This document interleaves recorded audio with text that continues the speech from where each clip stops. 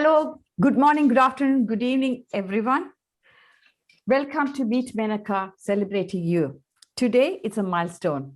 We have completed exactly 1 year of this talk show. And thank you so much for each and everyone who joined us in the journey, people who have been there to encourage us to start the show, who have been there to develop it, and who are still there with us to make it grow and develop even more. So thank you for all of you who have been part of our journey in one point or the other. And please support us to spread these messages far and wide by subscribing to our YouTube channel and liking and commenting and taking part actively on these shows. Today, we are going to have another special speaker to talk about a subject which is close to many of us. That is gender-based violence. Today, our speaker is Dr. Reetha Dinesh. She is from Tamil Nadu, India. She has a double PhD in corporate social responsibility and social work, and she has many, many more accolades. But Dr. Reetha Dinesh is a profound social reformer and a fighter for human rights violations against women and children, and advocates gender equality. She is a spokesperson for generation equality and address men's issues and rights and work for mental health and well-being of men and boys too. And she advocates harmony in relationship between men and women. She's official volunteer, International Human Rights Commission, IHRC, believes in animal love is as divine as humane, so works for eliminating any form of animal abuse too. She is a global goodwill ambassador, and that's how I know Reetha, and member Amnesty International, who actively contributes towards campaigns like Justice for UN Contractual Labour and UN Green Revolution, joining the fight to save the lives and habitats of people and animals by cleaning up the planet's air and sea, fighting climate change, and protecting species. She also works against dowry system, works for the UN Generation Equality. She also regularly runs programs to increase awareness in classes of orphanages and against child abuse. And she has taken part in a lot of programs against child sexual abuse and prevention. And she was recently a part of Presidential Magazine, the American Presidential Magazine, against abuse against women. So I am humbled and honored to have Dr. Reetha on our show. A warm welcome, Reetha. Thank you, Menaca. I mean, that would have been, like such a nice introduction I have ever had. Thank you. Really feel honored. Thank you very much. As the topic is so important, you have put it in a nutshell, the right way. And I'm so happy that in the anniversary of this particular program, have been invited, and such topic which is of so much importance to entire world, I have been invited to. Thank you very much. This is a wonderful show that you have been doing. Thank you, Reetha. A very warm welcome again. So, there's a lot of data against domestic abuse from a range of different organizations. And today we are truly international because Reetha is speaking from Tamil Nadu, India. So it will be a very interesting talk, I'm sure, to know what has happened in the history of domestic violence or gender-based violence more widely, because Reetha believes the violence, to who, whether it is because gender, age, any other cause is important. So before we touch upon all those things, we also know domestic abuse during that COVID-19 pandemic period was, spiked like anything. And that's the time Reetha actually reached out to me and said, Menaca, this is really important. Can you please do something? And that's how, we were thinking of doing this, but I think it definitely she triggered the, accelerator on this topic. So thank you so much for that. So for the ONS, for people who are in the UK who will be aware of it, Office of National Statistics, in the 12 months national period, there have been 2.3 million adults aged 16 to 74 years experienced domestic abuse in the last year. It's like really appalling. And just the police recorded cases is 758,941 cases, and increase of 9% from the previous year. So it is a topic which has to be addressed. And I really hope that more and more people in particular communities where we don't like to speak about these things will open up and discuss these things. That's the whole point of doing this today. So, Reetha, before we start anything else, can you tell me, I know you're a social worker, you are into corporate social responsibility. However, why gender-based violence is so close to your heart? Yes, I remember, as you just mentioned now, during this pandemic time, I used to they must have got my number from the websites or somewhere. They would have, at certain stages, they would have randomly checked in looking for a help. And they would reach out to me through messages and screenshots. And, I have shared some with you, which I don't want to disclose the people's name.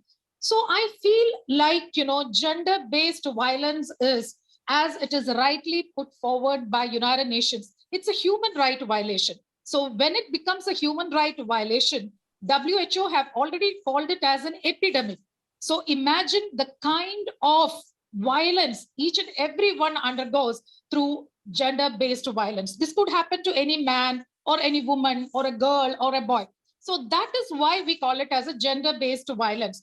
So I would like to put it across, like, just not like, abusing a person physically or mentally. We all would be thinking about gender-based violence as someone hurting another person.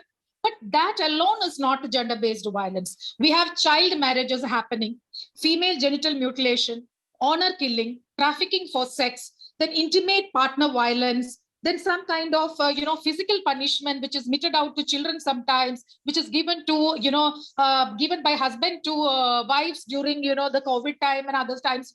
We must have seen when these children have been ongoing online classes and they are stuck at home, and the kind of punishment that is meted out to children have been in a very high level.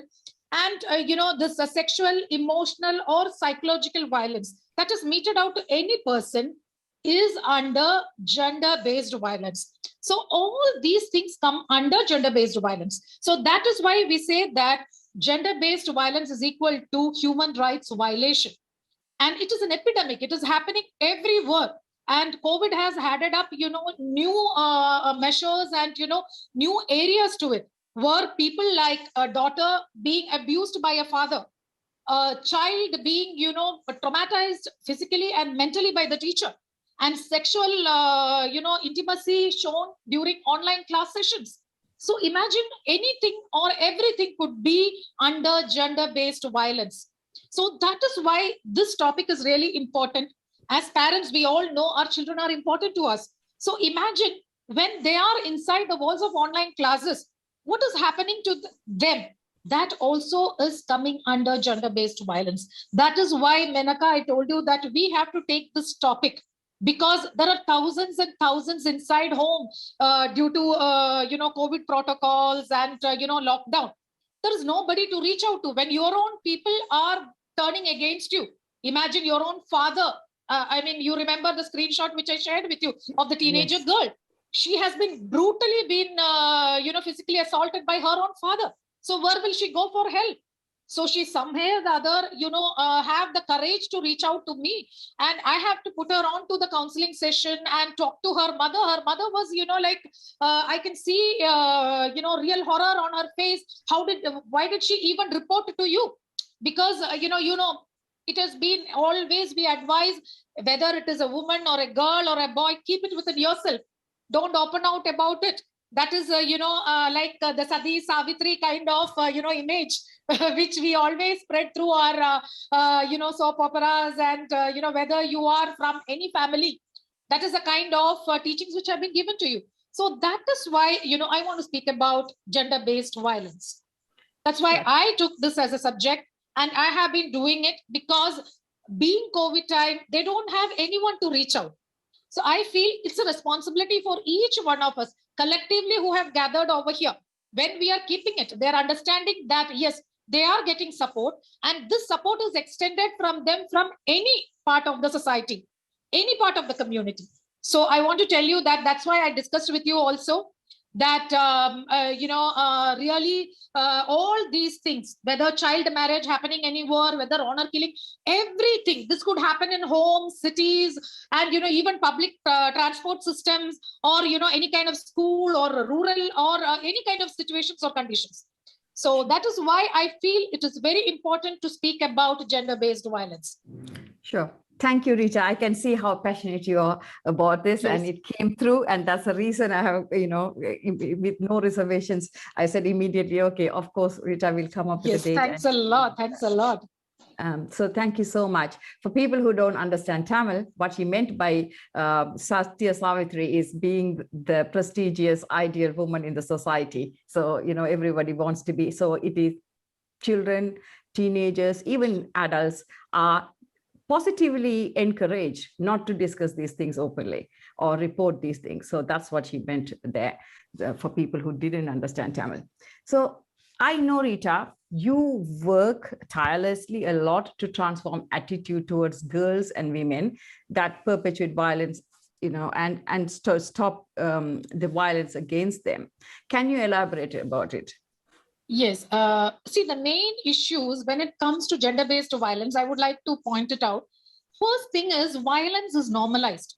See, for example, if a woman have been, beaten by the husband, they think that it is a societal norm. It is normalized. It's a social norm that, women are weaker sex. That is how they call it. So if your husband beats you, it is a social norm. So first thing, the issue as far as gender-based violence is concerned is, the first issue is violence is normalized. So imagine when the violence is normalized, how difficult it is for each one of us to make them understand that what is happening to them is wrong. So the first issue is violence is normalized and every society treats it as a social norm. Second thing is, like, girls are responsive. See, for example, if anything happens, they say that, oh, it's because of the girl. She didn't dress properly. She didn't have the, proper dressing sense. She didn't have the courteous way. That is why the boy must have beaten her. So always the society points fingers on girls or women. Next is, like, prevent, some kind of, women or girls to be live fully or happier life.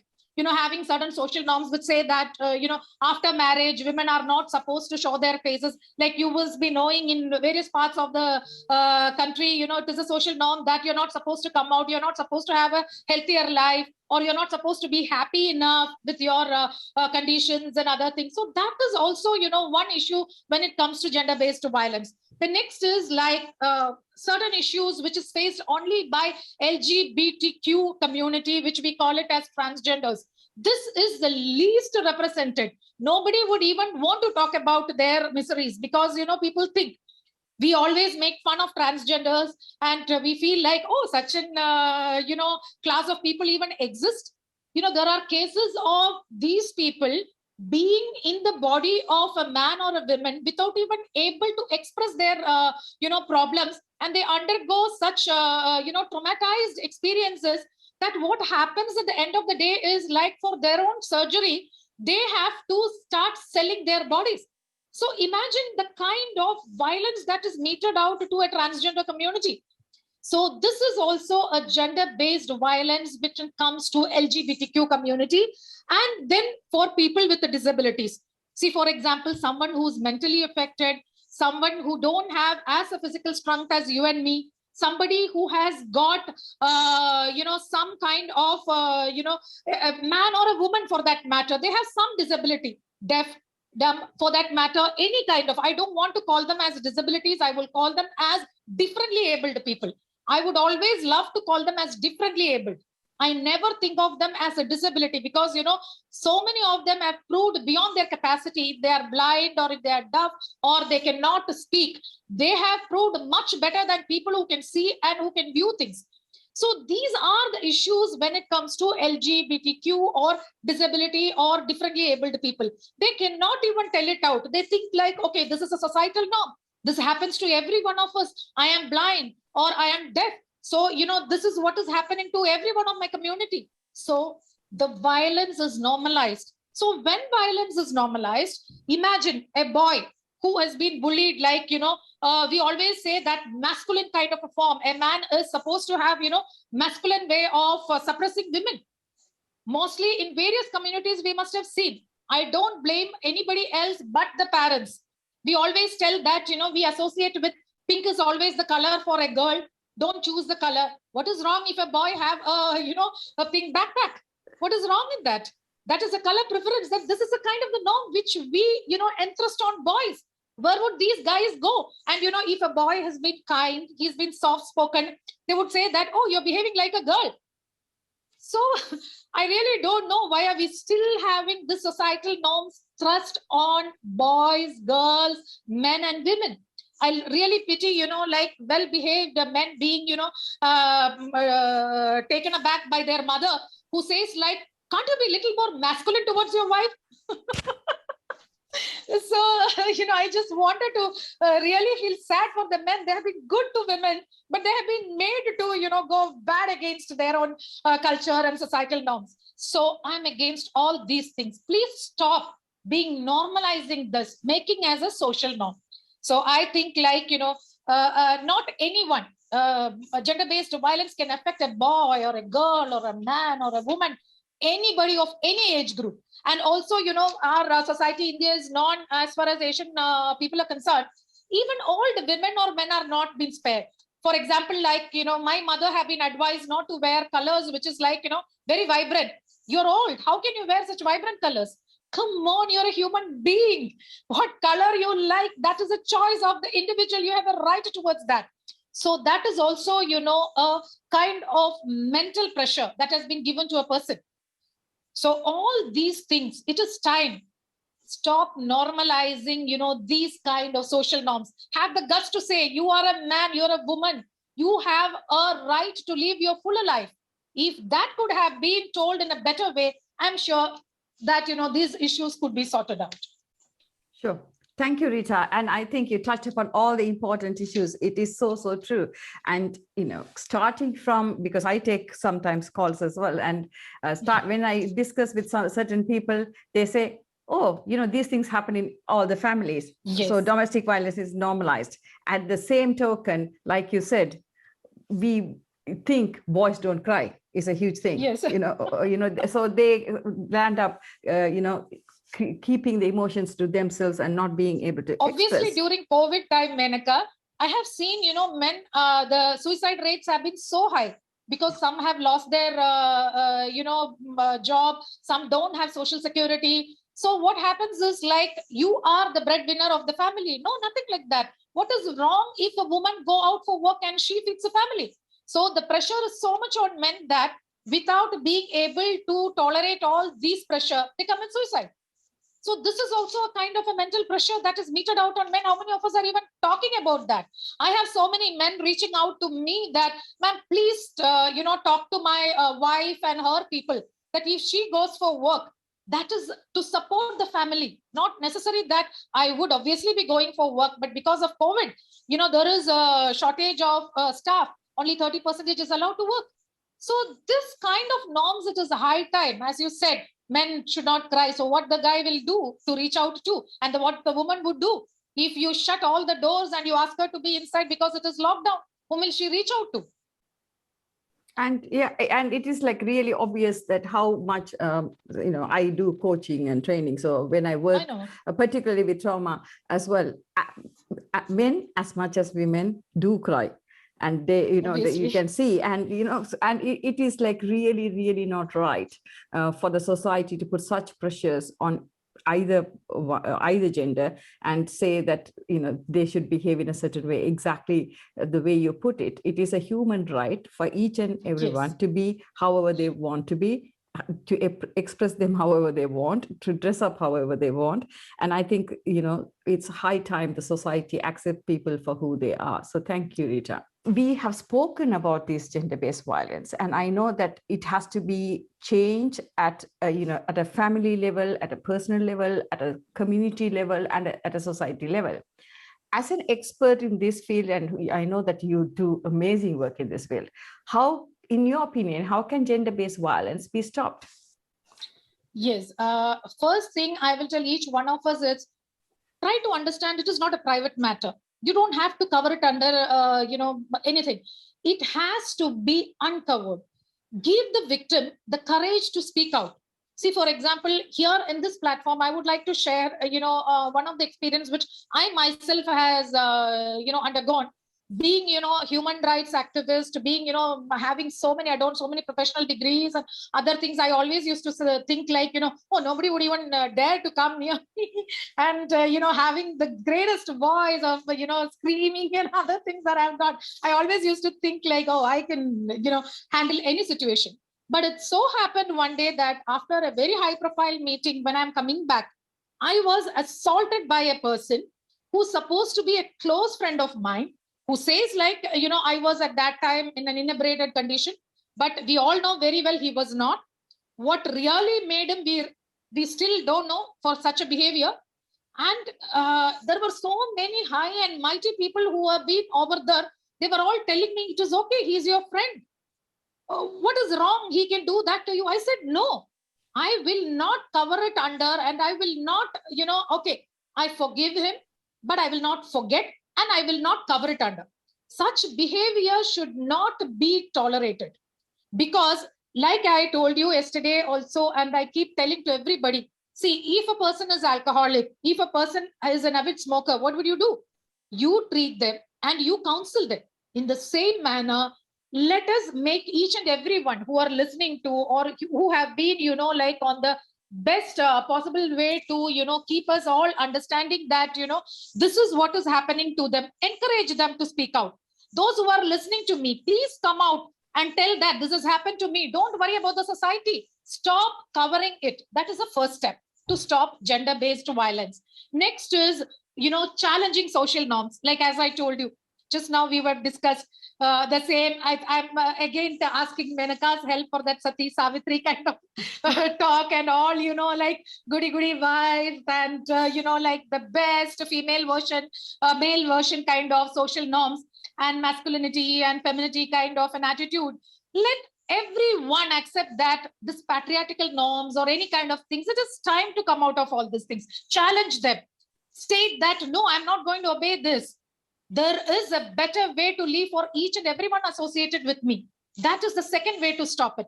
Third is like strengthen legislation. Unless there are proper laws and, the legislation is strong enough, how do you expect me to speak about it and don't get, like the kind of justice? Obviously, another person will not have the courage to come and talk about it. So the first thing is like strengthen the legislation, then prosecute the perpetrators. As I told you, don't give them a chance to get one more victim. Bring them out and make them understand that this person has got a behavior of violence.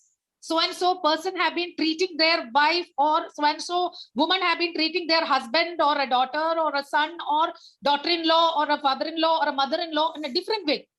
Bring them to the society. Make their mistakes being open.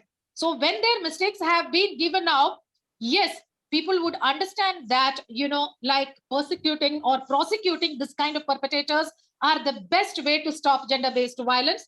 Then from school education, teach our children, gender equality, which we never do that. None of the schools have, I have been talking to almost all new systems of education, which have been happening, various school and colleges and orphanages and other places. I tell them, include a course on gender equality. They'll be laughing like, you mean to say that here we have got separate entrance for men and women. We have separate entrance for boys and girls. You're talking about gender equality. No, it will take years to happen. So from school, start teaching them gender equality. That is encourage, intergenerational dialogue and violence against children. In the sense like, whether old or young, don't have such kind of reservation. Let them speak among themselves. Let the children go and talk to the grandparents. Let them have the courage to talk to their parents, their uncle, aunt, or anyone. Intergenerational talk should be there if any violence is happening against the child. So that gives the confidence. Imagine the perpetrator is the child's own father. The child can open out about it always to the grandparents. So this is the kind of the system that we have to encourage. Okay. Then another one is community dialogue. like how we are doing over here right now. Include the community, include empowering panels, include more and more society involvement in such issues, so that there will be proper dialogues, there will be proper deliberations, and we can come to consensus that what could be done. Then support values which is non-violent in nature, which is respectful, and which is based upon gender equitable aspects, not like any negative aspect, negative masculinity. Stop giving importance. If we do all these things, I'm sure we will be able to stop gender-based violence. Until unless these things have been, I have done extensive survey and I have done extensive research work on this area, which we will be submitting the report to United Nations. And we are trying to make this report come through various countries, wherein we have various examples from starting from Guatemala to various other countries also, where child marriages have been stopped. What was the kind of measures that have been taken over there? How in Santo Domingo they stopped various honor killings, and how in Asia we have been able to make children come out if a child marriage is happening. So in that report, I'm trying to bring out, as many issues as possible, which will prevent gender-based violence. So these are some of the points which I think, as a community, we all can always practice. If we include all these things, I'm sure, maximum effort has been put forth. Thank you so much. A lot of respect for you, Reetha, for sharing your personal experience. I know about this because we have spoken about it, but I'm sure like a lot of people haven't heard about it. So I'm glad you shared it on the show, because hopefully it will, we all share our stories, because hoping that it will help us someone somewhere to obviously when this particular story and it happened in Presidential Magazine, I had a minimum of 132 messages, emails of women all over the world. They were congratulating me and they were like, we are so happy you have really whether that person is your close friend or not, you always stood against the behavior of that person, the behavior of the society. We are so happy with you. So they are like, you give me courage. Tomorrow, if anybody raises their hands against me, I would surely be telling them no, or I'm sure that I will ask for help. So I'm happy that, even a Presidential Magazine gave me a chance to publish. Let me tell you, my story was rejected 25 times by various leading, women magazines who talk about, feminism and other things. They said, no, this doesn't hold good. This happens. A good friend of somebody may beat the other person. What is on you? Tomorrow you both will be friends. Yes, we will be friends. We are forgiving. But that doesn't mean that, I forgive the bad behavior in him. That is not required. So this is a similar kind of an attitude which we will see in most of husbands and women, wives, who think it becomes easy. If a husband beat me, tomorrow he will be all right. No, never tolerate. Don't even think that he's going to change. Once you apologize and, you make him feel that it is not his mistake, he's never going to come around, apologizing to you. And so, I'm so happy about it. Thank you, Menaca. Sure. And, I have heard time and time again, sometimes, unfortunately, the victim becomes, people victimize the victim in a way. That is, I still haven't understood the philosophy behind it, but it happens. It happens particularly in, I must say, in Asian communities. Yes. It's not unheard of. So, it is time for people to support the victims, regardless of why it happened, by who it happened. Yes. What happened is more important than anything else. And you have to support the victim to, be able to talk about it, and, there's no excuses in my dictionary, at least, because God has given us all, an extra talent to speak. So if you have a problem, you speak about it, you discuss it. I don't think anything else should happen. That's my take on it. So thank you so much, Reetha. A lot of respect for you. So violence against women and girls in particular, we know that as a gender-based violence, all of them have had different problems. However, I think it's almost 7% increase during the COVID. So violence against women and girls have been that risk have been identified a lot. and it is also invisible catastrophe. So what do you think, in your opinion, what has happened, and what can we do as an expert in this area, or as a society, what can we do to change that? Yes. See, COVID is only, as I told you, it's a phase which give it, more reasons for people, perpetrators, to give, a kind of an attitude that, okay, now it becomes very easier because people are locked down, under lockdown, and, most of the people are inside, and mostly children, as I told you. Even during online education, the teachers being, talking to the students in vulgar ways. We have cases which being registered. So why is it this happening? Why during COVID this has been heightened is, as I told you, because people are stuck inside homes, and you have this fear of, the disease, and none of us have much of a help sought after because everything is closed. So that has enhanced. But I would like to tell you that this is only a phase. COVID is only not a reason for people to think that there is a spike or there is a hike in this case. No, it is not like that. Gender-based violence have been happening for years, and this is happening now also.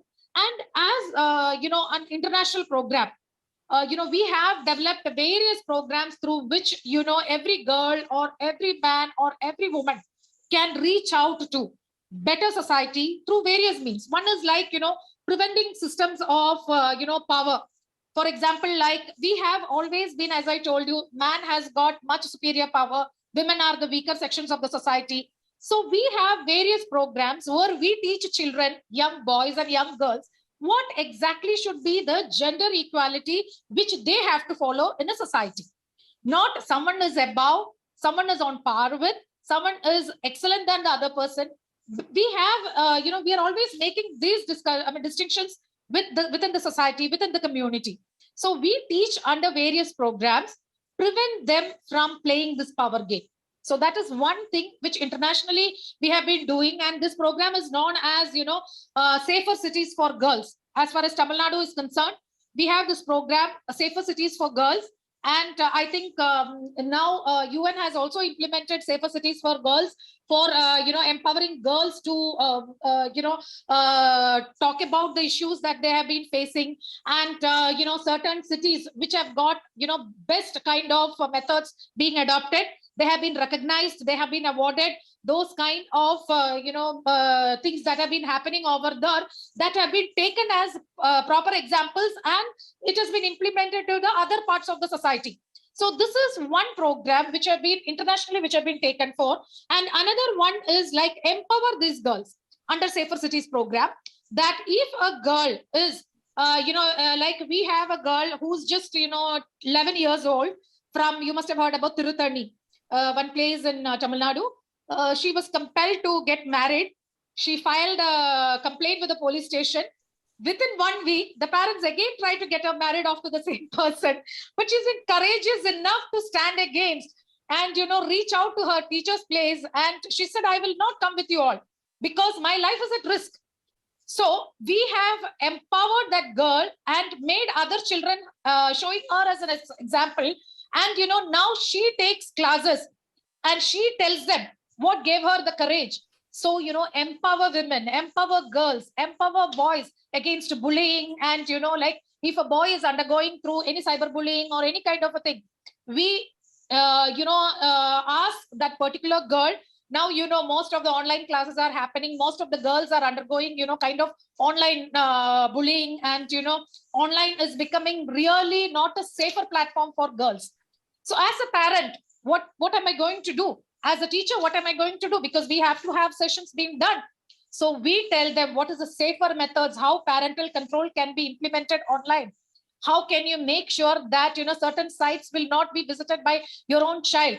How can you monitor, record the class sessions, and make sure that the teacher is not misbehaving with the children?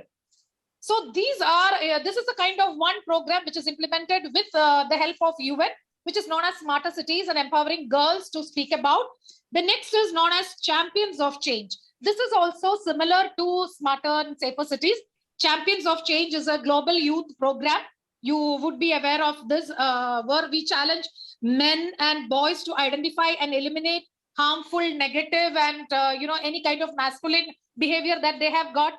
Like, for example, like they would have been taught to be getting physical when there is a problem. We always tell the boys, like, hit him, give him nicely. That is the kind of the attitude which have been given to young boys. So we cannot blame the boy for it. So please tell them that is not what masculinity is about. Treating everyone equally and treating them with respect. That is the right behavior. This is the Global Youth Program, which now every country under UN has been taking over.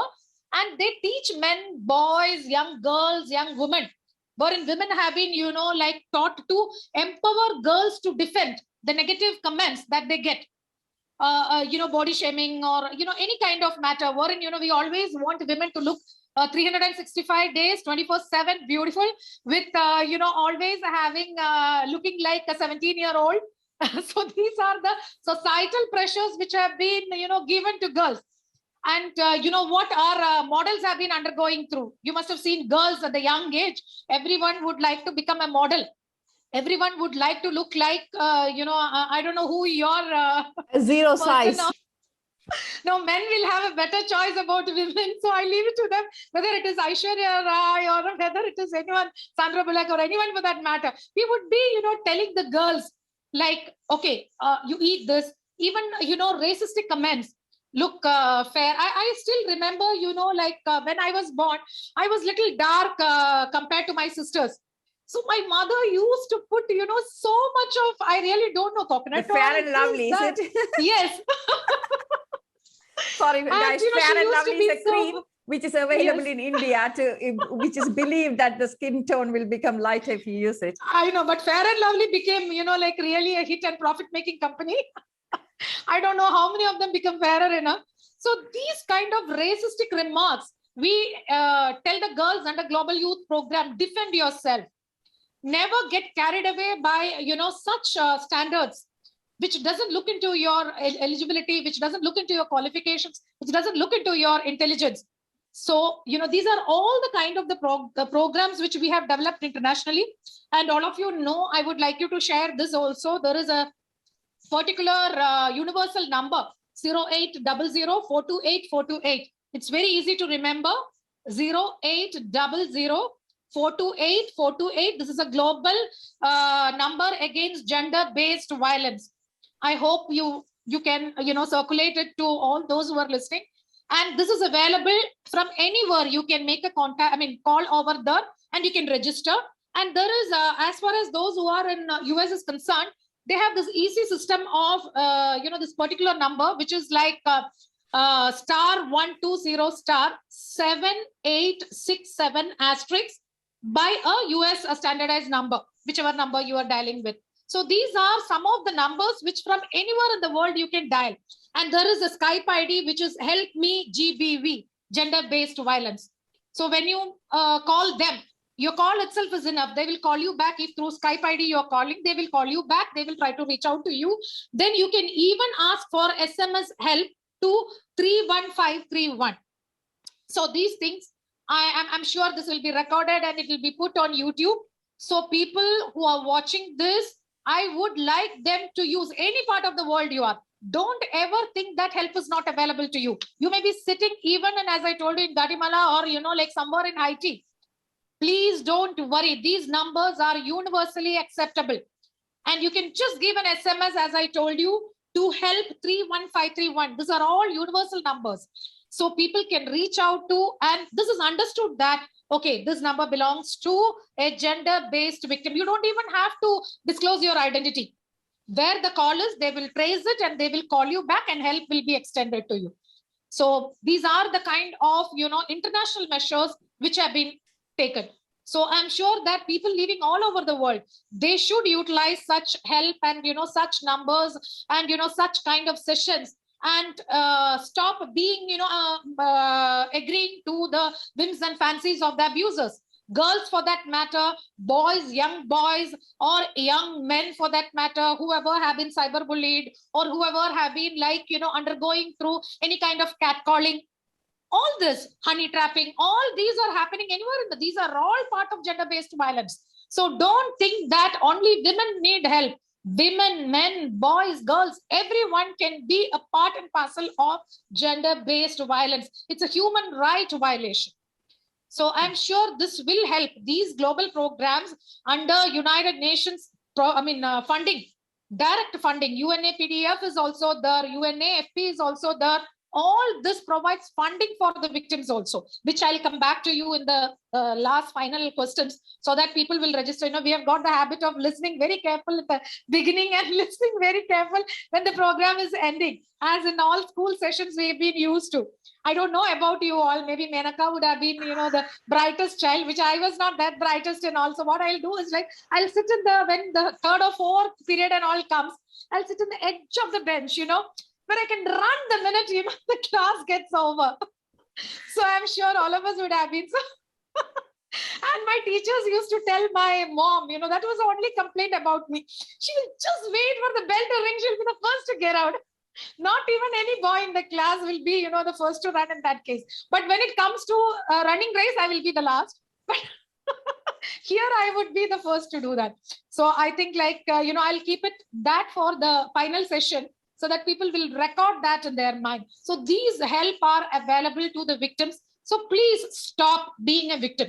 And as Menaca was telling, people have the kind of, a particular people may be having a kind of a session which is typing, or they would come to a certain kind of, program or certain kind of regions. This is bound to happen. Thank you, Reetha. So for people who are in the UK, the number is 0808 2000 247 for any domestic violence concerns. Please do take the number, and 0808 2000 247 for people who are in the UK. And thank you so much for Reetha for giving the international numbers as well. So because obviously these things have, whether we like it or not, it is closely linked to the laws. And I think it is important to get the right advice from the right authorities, wherever you are living locally. But to begin with, like Reetha mentioned, yes, international Skype calling is like a huge advance in this thing, because, a few years back, these facilities weren't there. And, we are definitely moving into the right direction. Yes. I think I must say, I was from a privileged family in that way. I never understood this. When I was not even a teenager, even slightly younger, I remember my father was contemplating whether to send me to classes for defense. So some kind of martial arts. I never understood at the time what is a big deal, which I never did. So don't worry, I don't do any martial art. And people who have met me know I'm in no shape to do martial art right now. But but I think it is the reason I'm talking about this is encourage men and women to do these things. There's nothing wrong a boy going for an art class, and nothing wrong with a girl going for a martial art class. So just encourage children to whatever they want to do. I think it's really, really important. It opens up your mind to different things, and also it makes you believe that if there is no excuse to be wrong, isn't it? If it's wrong, it's wrong. If it's right, it's right. So don't try to twist the things to your advantage and make the right the wrong, the wrong the right. It doesn't work like that. So yes, very true. And it's really, really important. Before we move forward, I just wanted to touch upon this. We talk about gender-based violence. It's and you did mention in the beginning, it is also emotional, psychological. So it is also about coercive behavior, isn't it? Because people coerce you to do things, even if you're in a relationship sometimes, or might be out of relationship. What's your take on it, Reetha? As I told you, most of the time what happens in a relationship is each and every person, for example, like the two individuals, the kind of, societal norms that each individual is coming from, that is governing relationships, communication barriers. See, for example, like as you said, here there is whether you belong to any country, most of the time the victim changes into, like the actual accuser, or, the victim becomes the person who have done the crime. That is the kind of an attitude the society has been looking at. So in case of intimate relationships also, what happens is like two people come from, two different backgrounds, societal norms, class. So you have to give them the acceptance. Once I accept you as you are, I'm not here to change you. I'm not here to change the entire world and then start living. First, we have to start accepting each other as we are. And as I told you, the second thing in a relationship is like stop criticizing each other. But this could be told in a proper, non-violent manner. That is what I told you. Encourage in young boys and young girls the proper mannerisms, the proper value education. Like I would at this moment, I would like to tell you that I am advisor to Inner Peace University, where we teach about inner peace values along with any professional course. We talk to the various universities and we have this course as a part of, and we make any child who have the 7 P's values. Once they finish the classes, including love, value, like sympathy, and any kind of the 7 P's values, we make them as peace ambassadors, in the sense like they go and teach their buddies and their juniors about what the actual love is. This is not like what we see in cinema. That is not what love is. This is not something like, both of you commit suicide at the end. That is what love is. Love is sacrifice. Love is this. No, the actual value that two people come into consensus is different from the reality. So teach them that. So before any relationship is like, the acceptance is the first thing. So why violence is happening? Because I am trying to overpower Menaca through, like my kind of dictations, my kind of, belief system. So we should first, before two people come into a relationship itself, proper counseling has to be given in their education level itself. Like as I told you, it's a drawback system as far as you said, your mother used to send you for martial arts class. Why was that? Because, personal safety education is missing in every school. Which of the schools, whether it is in US or UK, how many schools can say that they have a personal safety education? No, they don't have. We teach the children at the end of the day when we know that, oh, my child has been, like somebody was looking at her in a very bad manner. That is the time we tell them, when we'll say that, give a one punch. That is the time we teach about self-defense.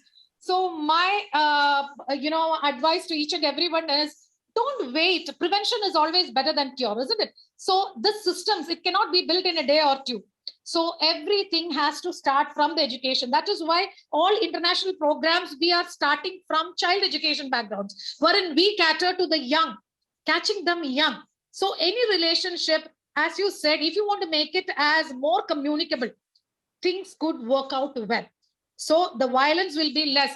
When I have full confidence that I can communicate to my partner, or I can communicate to the person whom I'm involved with, that will reduce the kind of the pressure. So we have to involve a kind of proper communication mechanisms. That is where counselors and, like medical professionals like you can have, a better role to play. Engaging people in proper communication channels. So that only will reduce this kind of violence. Until unless that is not there, I'm sure we will be, sending to so many martial arts or, any number. Wherein, I used to tell my daughter, I want you to go for karate classes. So she was like, whatever said and done, the boy or somebody comes against me, I won't have the guts to even stand against him. But then the karate classes have to come. So nothing is going to matter unless we have proper ways to manage all this. Sure. Thank you, Reetha. It's really, really important, I think, for parents to think about it and, don't discourage men or women for that matter, yes, to do what they want to do because, even education, higher education, don't tell men are supposed to be doing this job, women are supposed to be doing this job, there is, equality. They can do anything they want. And I think it's really, really important to start early and give that belief to them that anything can be done. Because some of you might have read the article what was published mine about because there were a sector of people who told my parents it's not worth spending thousands and sending a girl abroad. It's not safe. She might find someone, or she's better off getting married. Here I would like to express really proud of your parents. Thank you. Or people say, a woman, why should you have a business? You can work for somebody else rather than having a business. You will find it difficult. And the other thing I don't really understand is parents and families love their children and their members fondly to an extent. Obviously. And then once they get married, suddenly they become, it's okay. Even if they're not happy in a relationship, they should still somehow manage it. Or I know in my friend circle or with the work I do, there are parents or families say, we don't want you to come back because it will bring shame to the family. Yes. That's beyond my comprehension, to be honest. So, what are your thoughts about it, Reetha? Yes, I was arriving at this particular point. See, this can stop only if each and every one involved at various levels of the society do their work properly. One is like the police officers, the medical professionals, then the public prosecutor, as well as, the social counselor involved in it. If all these people encourage a victim, for example, if a girl after marriage is undergoing, a dowry pressure or a kind of, persistence from their husband's family, asking for more dowry or, like a BMW car or whatever they can ask for. So what happens is here, I would like to first itself start from, a system where encourage the victim to come out. Who can do that? As I told you, first thing is my statement is to the law officers, obviously the police officers, encourage the victim to register FIR. For example, like acid attack. Most of the time, the victims, are so scared. For many months, they don't know what happened to them. I have seen so many girls coming and telling me, ma'am, I really don't know for few months that what happened to me. Forget about the person who did it to me.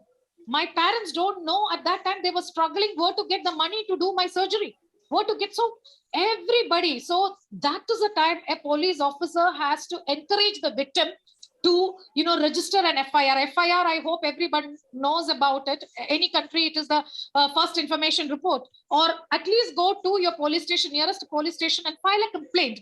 Who can do it? The police officers over there have to encourage the victim. Once they come to know such an incident had happened, they have to go to the victim, even if the victim has not come out in person giving, like this and this has happened to me. The police officer has to go and, encourage the victim to register. Then, presence of a woman constable or someone who is recording the statement. See, most of the time what happens is like in most of the police stations, at least in UK and US, you have the assistance of women constables and women officers. But in India, we don't have such, lavishness. Most of the time, it is the similar. So we have been demanding, and I'm sure that now almost all the places it has been women constable who will be recording the statement. So that makes any woman or a girl easier to give their version. The next is like, the place of recording the statement. See, for example, like most of the victims will not be happy to come to a police station, whether it is cyberbullying or whether it is like, I am from a very good family. Why should my daughter go to a place, or why should my son go to a police station and then file a complaint? Then people would think that, oh, something bad has happened. That is why police is coming home. So the place of recording the statement is also important. So encourage the victim. If the victim doesn't want to, there are, now provisions for gender-based violence victims to be, the record can be, it could be recorded on a camera. Your statement could be recorded in camera. Not necessary that as a person, I have to go to the station and then give my complaint. It could be recorded. So let the people understand that all these facilities have been given to you. So please don't keep quiet and give the accused another chance to take the same to another person. Don't let it happen. If you keep quiet today, Tomorrow, 2 or more people will have the same kind of an experience. So don't wait for that. Then next is like, pre-statement counseling. As I told you, before the victim goes for giving the statement, you need to provide the victim the kind of pre-statement counseling. Like what exactly will be the kind of assistance that would be given? What is the kind of, each statement? Maybe, like in that horror or in that kind of a situation, I may be giving a false statement which will go against me. I will be, forgetting about a certain kind of, incidents or certain kind of proofs which will make the public prosecutor, go weak on the case, or the police officer may not be able to help me out. So pre-counseling in any country, now there are facilities where pre-counseling will be given. Then next is like, there's a kind of, insistence from everybody. You should insist on medical, examination, whether you are a counselor or whether you are a police officer or whether you are just a social counselor. You have to tell the victim that please ask for medical examination. See, for example, when I say someone beat me, the kind of, impact it has on me could be assessed only by a medical examiner. So please insist for having a medical examination being done. So all these things, okay, this is from the police side as well as from the medical examiner's side. Then encourage to file complaint, as I told you. Always, whether if you are an officer or you are a lawyer or you are, a social counselor or anyone, encourage to give it as a complaint. In the sense like, please come forward, give a complaint. This and this are the benefits. What is the legal aid available to you? Almost all the countries have free legal assistance for gender-based violence. I don't know how many of them are really aware of it. There are various funds. As far as India is concerned, we have got Nirbhaya Fund, which takes care of your, all legal help that is required for you to fight the case. So please understand, each country has got, and UN has got UNFPA, as I told you, United Nations funding, which will take care of, your existence, rehabilitation, your livelihood, and everything. So please encourage them to file a complaint and tell them that there is free legal help which is available. There are free funding which is available. Then next is like trauma treating centers, which, the medical practitioners should always encourage victims to go there. Whether you are an acid victim, whether you are, like of a very bad abuse, physically, mentally, you have been starving for so many days. So there are trauma treating centers in every country. People are not aware of it. What we just do is like we encourage them to file the complaint. After that, what? The people will think, how will I file the case? Once I file the case, how will I find expense for the lawyer? You can find expense. The legal aid is free to you. And, like you have funding, various funding given by even United Nations, anywhere in the world you are. So go and refer these victims to trauma centers so that, they could be analyzed and be given proper counseling. And they could be brought back to proper rehabilitation, and like it becomes easier for them to live back in the society. Or else you're leaving one more victim into, who may turn around to another accused. That person may think like, oh, this has happened to me. Why can't I do that back to the other person? So please make sure that you are, referring them to proper trauma treating centers. Then victim compensation, as I told you.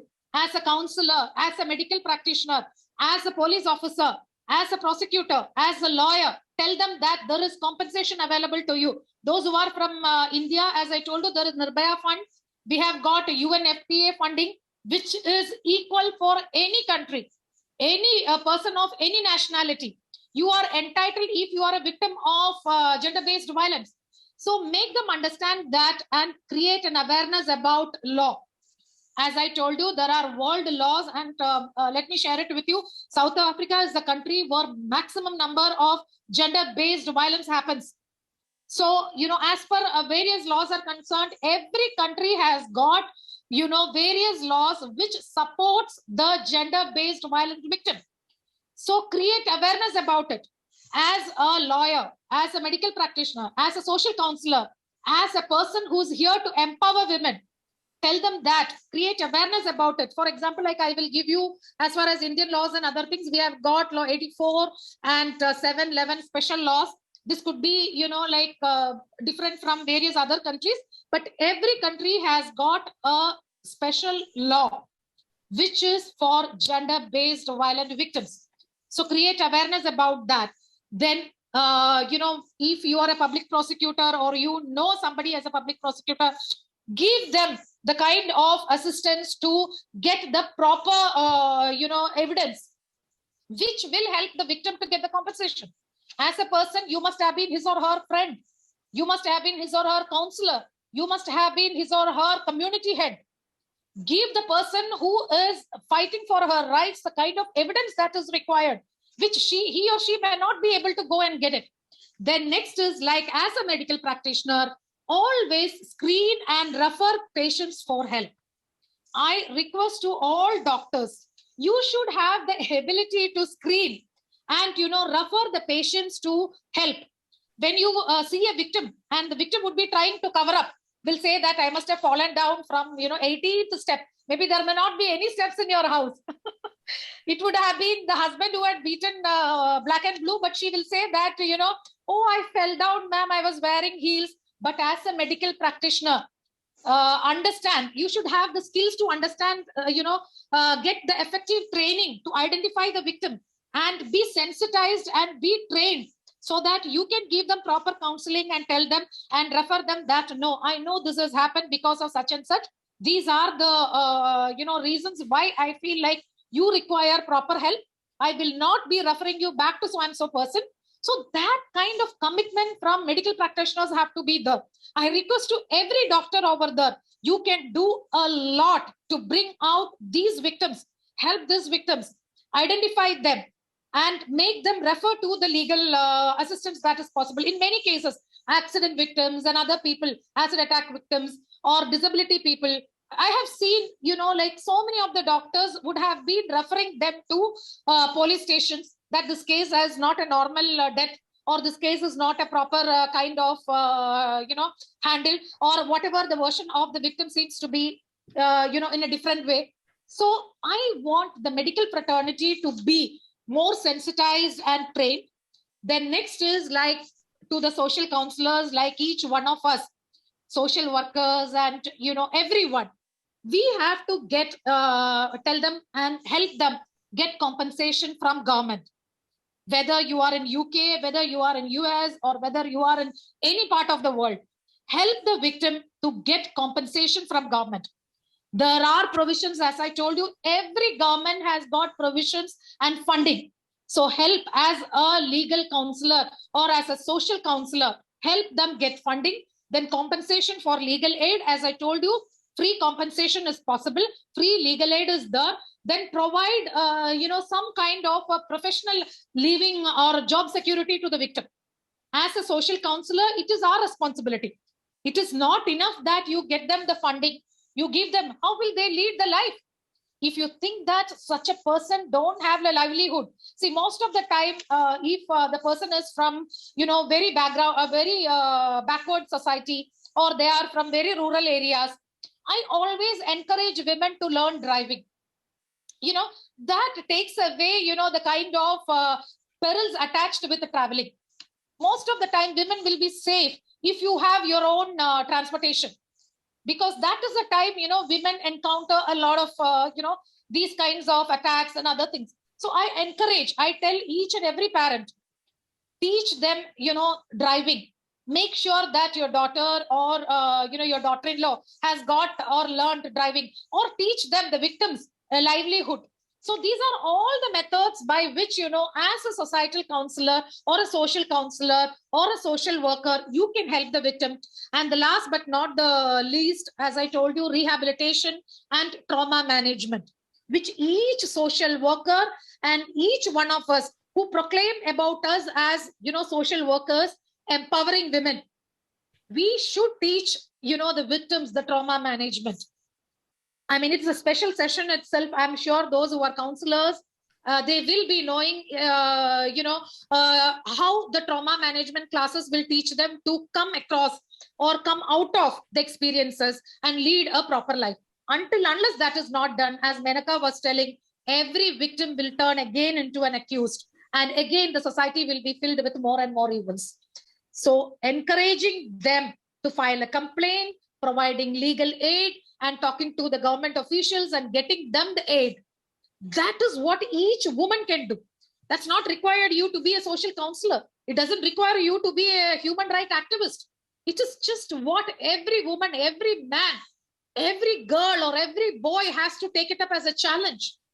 If you come across, I'm sure if we inculcate such kind of a behavior in our communities and societies, there will not be any victims who stranded and who did not get any legal help.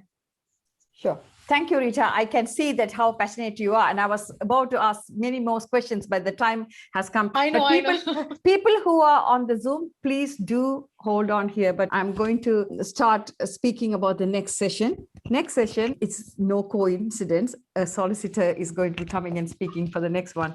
Dowry, still a norm, with Suja Correira. She is a solicitor. Many of you might have heard her speaking previously, another subject which was raised a lot of questions at the time. So she's a solicitor practicing in the area of immigration, nationality, and human rights. She's a former linguist, became a public service interpreter at the age of 19, worked as an interpreter with various public service organizations, from Home Office, police forces, courts, and tribunals, social services to NHS. She's involved in charitable activities. She enjoys keeping fit and exploring the world of foods and love traveling. During the time as an interpreter, she's worked with many victims of domestic violence and issues relating to dowry. She also had an opportunity to interpret for the abusers, giving her the opportunity to see why these abusers think it's okay to do what they are doing. And I think it is a very important aspect, Reetha, you also touched. So who better to give a vote of thanks than the very old Suja Correira? Over to you. Thank you, Menaca. First of all, it gives me great pleasure in giving this vote of thanks to you, Reetha, an acclaimed human rights activist.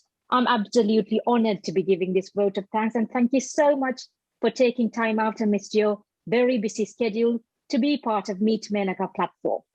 Today, you spoke and portrayed the picture, very clear picture of what is meant by gender-based violence.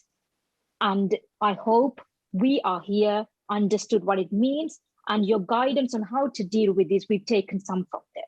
Your passion about this matter is so transparent through every single word you spoke. And I hope it's contagious. At least some of us catch a milder version of it, because this is amazing. And we need to take up the responsibility of identifying gender-based violence, changing attitude, and we can be part of your great endeavor of this changing attitude. I mean, I don't know what else to say. You just came with information, you came with vision, came with mission, and you actually portrayed the whole picture so well. So we are so grateful to have you here, to be part of Meet Menaca team. And Meet Menaca team is so grateful for your presence today and all the information you provided. I mean, you touched upon international level. You did not speak about one place.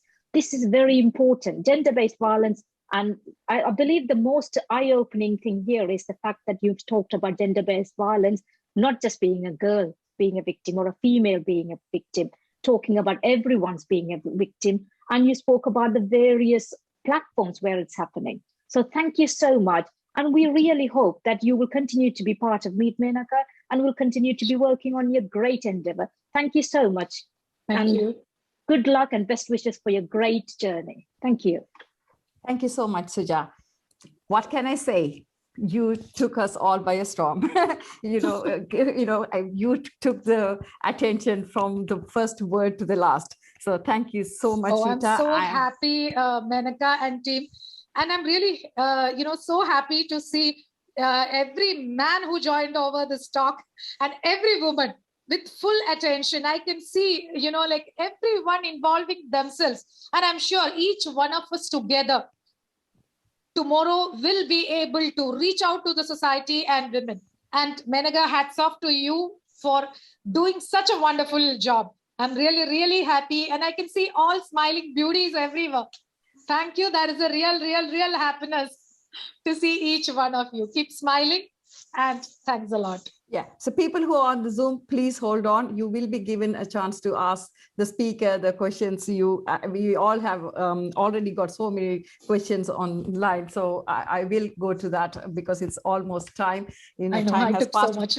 time has passed very quickly today. So next week, same time, same place with Suja Correa, we will be discussing dowry is still a norm. I can't wait to hear that. And I hope you can't either. For people who have been listening to us on Facebook, thank you very much. And we are celebrating 1 year completion. So again, once again, thank you for all of you who have been part of it. Then till next time, please stay safe, be happy, and keep smiling.